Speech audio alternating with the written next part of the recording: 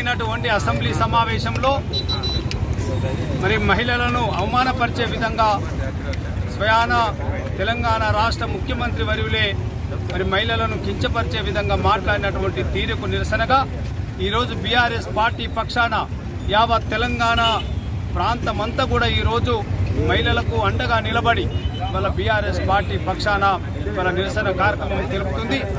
మరి రేవంత్ రెడ్డి గారు మాట్లాడినటువంటి మాటను బేషరతుగా వెనక్కి తీసుకొని మరి మహిళా లోకానికి క్షమాపణ చెప్పాలని చెప్పేసి మేము బీఆర్ఎస్ పార్టీ పక్షాన ఈరోజు డిమాండ్ చేస్తున్నాం.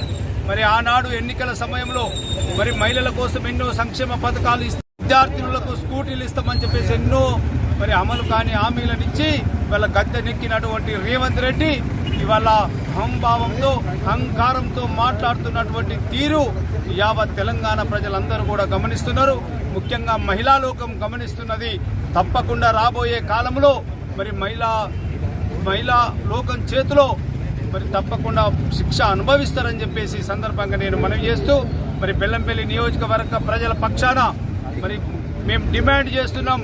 మరి ఈ తెలంగాణ రాష్ట్ర ముఖ్యమంత్రి వెంటనే మహిళా లోకానికి క్షమాపణ చెప్పాలి, ఆయన మాట్లాడినటువంటి తీరును వెనక్కు తీసుకోవాలని చెప్పేసి ఈ సందర్భంగా నేను మనవి చేస్తూ జై తెలంగాణ.